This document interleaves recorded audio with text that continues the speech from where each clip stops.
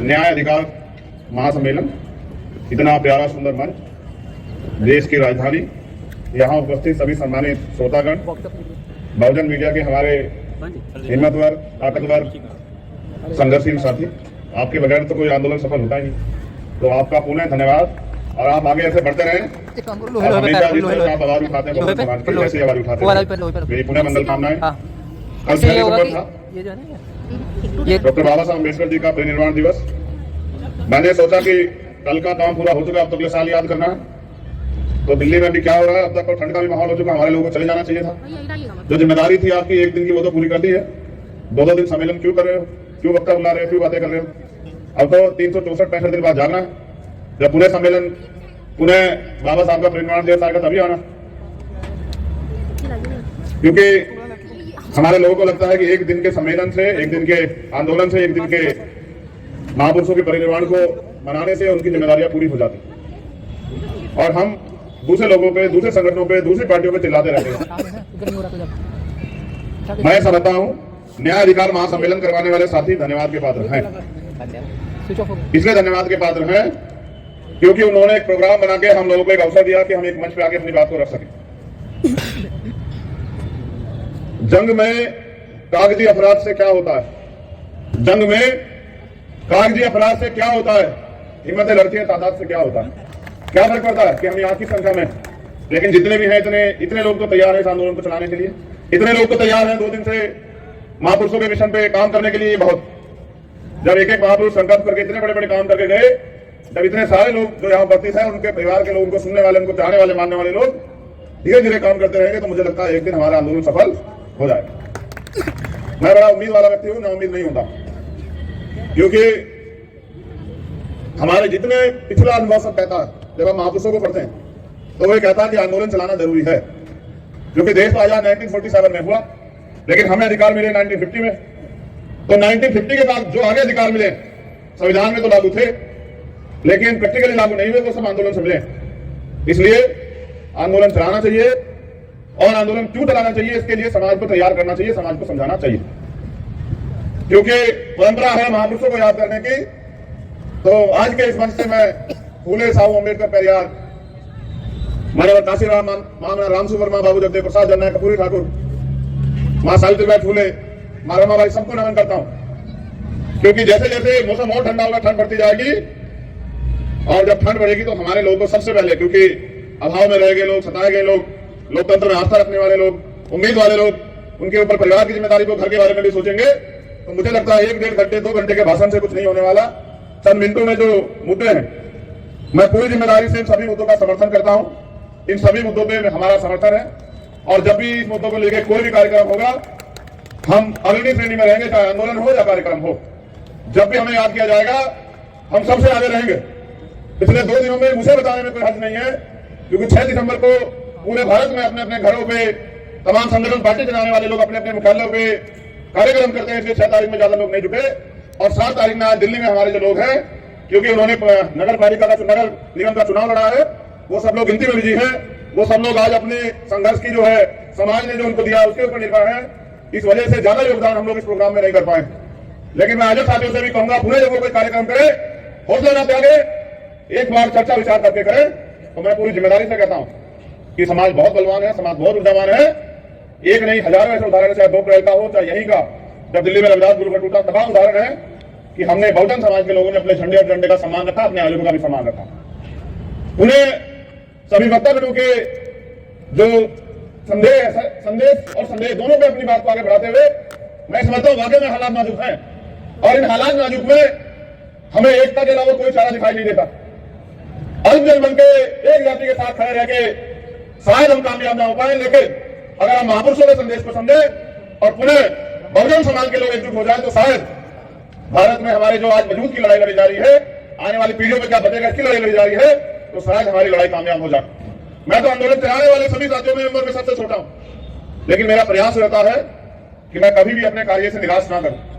मैंने तो सीखा ये है और यही सिखाया है कि जब भी जहां भी जरूरत पड़े, तन मन धन से तैयार रहना, अपने लोगों को निराश मत करना। और मैं अभी भी इस प्रयास में लगा हुआ हूं कि राष्ट्रीय स्तर पर बहुजन समाज के लोगों में एकता बने, और मुझे लगता है कि ये प्रयास भी आने वाले समय में सफल होंगे। लेकिन निराशा इस बात की है कि भारत में महापुरुष भी बताए, संविधान भी कहता है कि लोकतंत्र है, लोकतंत्र में जिनका वोट होता है उनका राज होता है, लेकिन भारत के लोकतंत्र में जिनकी संख्या ज्यादा है उनके अत्याचार भी ज्यादा है और वो अधिकारों से भी सबसे ज्यादा वंचित है। इस मंच पे ये नाम नहीं बैठे, विचार बैठे हैं, व्यक्ति नहीं बैठे, संदेश बैठे हैं। मैं इस मंच का पूरा सम्मान करता हूं, क्योंकि हम उम्मीद को रखने वाले लोग हैं, हमारे कंधों में बड़ी जिम्मेदारी है। तो मैं आपसे अनुरोध करता हूं कि अपनी एकता को बना के रखिए। हम सब लोग, जैसा हमारे जिम्मेदार साथी ने कहा कि पूरा आंदोलन बैकवर्ड और फॉरवर्ड के बीच है और आंदोलन अधिकारों का, न धर्म का है न जात का, हिस्सेदारी का। मैं इस बात को और ताकतवर तरीके से सम्मत करता हूं कि आज के दलित और आदिवासी भी देश में पहले से अगर ज्योतिबा फुले को पढ़े, आधुनिक भारत में जो महापुरुष हुए या डॉक्टर बाबा साहब अम्बेडकर को पढ़े, तो उनके आंदोलन हमें शिक्षा देते हैं कि हम अतिशुद्ध और शुद्ध थे, हम अछूत और अतिशुद्ध थे। यानी कि हम सारे ही बैकवर्ड क्लास के लोग हैं, चाहे दलित हो, आदिवासी हो, पिछड़े वर्ग के लोग हो या माइनॉरिटी के लोग हो। तो मैं इस बात को और ताकतवर बल देता हूं कि ये पूरा आंदोलन अगड़े और पिछड़ों का आंदोलन है, और जब पिछड़े वर्ग के लोग अधिकारों के लिए लड़ने का काम करेंगे तो डंडे और झंडे के साथ हम इस आंदोलन को सींचने का काम करेंगे, क्योंकि आने वाले नस्लों का जवाब देना है। लड़ाई आपकी मेरी नहीं है, हम तो जागरूक सजग लोग। आने वाली पीढ़ियों के हिस्से में क्या बचेगा? महापुरुषों ने संघर्ष से पेड़ लगाए और उसके फल हम लोग खा रहे हैं। आज अगर प्राइमरी स्कूल के हेडमास्टर का बेटा यहाँ खड़ा होकर बोलता है तो ये महापुरुषों के संघर्ष, बलिदान, त्याग के जो कारण जो हमें फल मिले हैं, जो अधिकार मिले हैं संविधान में, ये उनकी देन है। अगर वास्तविकता में ये अधिकार चले गए तो शायद कभी किसी हेडमास्टर, छोड़िए IAS IPS का बेटा भी यहाँ खड़ा होकर नहीं बोल पाएगा। मैंने बड़ी मजबूती से महसूस किया और मुझे हमेशा साथियों ने प्रेरित किया कि पढ़िए, क्योंकि मेरी उम्र कम है। तो मैं ये तो नहीं कह सकता मैं 30 साल से आंदोलन चला रहा हूँ या 40 साल से आंदोलन चला रहा हूँ या 20 साल से आंदोलन चला रहा हूँ। मैंने तो जो कुछ भी सीखा इस मंच पे बैठे हुए लोगों से या महापुरुष जो लिखते गए उनसे सीखा। मुझे आज भी याद है जब मैं पढ़ता हूँ बाबा साहब अम्बेडकर के 1956 के स्टेटमेंट को, जो किताबों में लिखा हुआ है आगरा का, कि मैं तमाम तरह के अपमान, अन्याय, आरोप सह के इस कार्रवाई को यहां तक लेके आ पाया। अगर आप इसको आगे नहीं बढ़ा सकते तो इसको पीछे मत जाने देना मेरे बच्चों, यही मेरा आपको संदेश है। आज तो कारवां लुट चुका है, भक्ति छोड़िए साहब, हालात देखिए क्या हुए हैं। वो जो नेता घर से बाहर नहीं निकलते उनको आपकी और मेरी परवाह नहीं। आज मजबूर है हम लोग कि न्याय जन्मसिद्ध अधिकार है, फिर भी हम रोज हाथ उठा रहे हैं। राजस्थान हो या मध्य प्रदेश या दिल्ली, मैं तो दिल्ली के लोगों को बधाई दूंगा, मेरे सम्मानित मंच, कि आज दिल्ली का रिजल्ट आया है। एक से एक वक्ता यहाँ बड़े बड़े ओजस्वी भाषण देते हैं, दिल्ली में लोग खुशी मना रहे हैं और ये लोग यहाँ जो है बताइए सम्मेलन कर रहे हैं। जिनका देखिए, जिनकी वोट नहीं उनका राज स्थापित हो गया एनसीडी में भी। इनका देखिए, इनका हौसला, इनका रास्ता देखिए कि वो लोग दिल्ली में जश्न मना रहे हैं, रंग लगा रहे हैं, जिनका इतना तो वोट है और जिनका इतना बहुसंख्यक वोट है, ये यहाँ तमाश में बने बैठे। बताइए, अब कह रहे हैं वोट हमारा राज तुम्हारा, सारे मंदिर का ये कहते हैं। बताइए, कोई कमी छोड़ता ही नहीं है। मगर ये बताओ दिल्ली में आप कैसे में क्या है, श्रीनगर दिल्ली के लोग हाथ उठा के बताना मुझे। बड़े हमारे बड़े मीडिया के लोगों से भी धन्यवाद देता हूँ, झूठ मत दिखा लो यार, क्या झूठ दिखाते रहते हो कि हम तो यहाँ किला ढा देंगे। हालात देखो आज क्या, एक सीट नहीं जीत पाए, एक सिंगल सीट। पिछलग्गू बन के अपने हिस्से की बात भी नहीं कह सकते मेरे साथियों। एक साहब ने कहने का प्रयास किया था तथागत बुद्ध के बारे में, बाबा साहब की प्रतिज्ञा के बारे में, देखो क्या हुआ। ये हालात सच यही है, उनके तलवे चाट के उनकी पूंछ बन के हम ओरिजिनल बात भी नहीं कह सकते, अपने हक की बात तो छोड़िए जो महापुरुष कह के चले गए। इसलिए कह रहा हूँ दिल्ली के लोग बधाई के बात है, इतनी बड़ी आबादी और फिर भी बैठना चाहिए। तो मैं ये तो मैं क्या कर सकता हूँ बताओ, जब आप लोग सुधरना नहीं चाहते। मैं तो प्रयास कर रहा हूँ और मेरे साथ हजारों साथी प्रयास कर रहे हैं दिल्ली में भी कि हमारे लोग जागे, लेकिन आप आदत छोड़ने को तैयार नहीं है। तो कोई बात नहीं, हम फिर जगाएंगे, फिर आपके बीच में जाएंगे, फिर समझाने का काम करेंगे। क्योंकि अगर इस काम को हम पढ़े लिखे लोग नहीं करेंगे तो किनसे उम्मीद करें? वो लोग जो सुबह उठ के काम पे निकल जाते हैं। ये तो पूरा समाज आर्थिक रूप से कमजोर है, थोड़ा बहुत अगर आरक्षण से नौकरी मिली उसके कारण बन पाया। इसलिए जो पढ़े लिखे सजग लोग, उनकी जिम्मेदारी बनती है कि अपनी जिम्मेदारी को समझे। जैसे बहुजन मीडिया ने अपनी जिम्मेदारी को समझा, बहुजन नेता भी अपनी जिम्मेदारी समझे, अपनी रोजी रोटी, अपनी तैयार की गई संपत्ति, अपने परिवार की चिंता छोड़कर समाज की चिंता करें। क्योंकि अगर हम इनकी चिंता करते हैं और इनकी चिंता करने वाला नेता कभी समाज का भला नहीं कर सकता। मैं आपको गारंटी देता हूं। आप मेरी बात को याद रखना, जो परिवार की और अपनी संपत्ति की परवाह करेगा। मेरे ऊपर कितने आरोप लगा लो, कितनी बुराई कर लो, कितने जो है तमाम तरह की मुसीबतें खड़े कर दो, लेकिन पूछो आने वाली पीढ़ी आपसे नहीं पूछेगी। आप जहां भी है, जिस दल में भी है, वहीं बैठ के दूसरे लोगों से सीख लेके अपने समाज के बारे में सोचो। है मेरे बहुजन समाज के लोगों, कारवां लूट चुका है।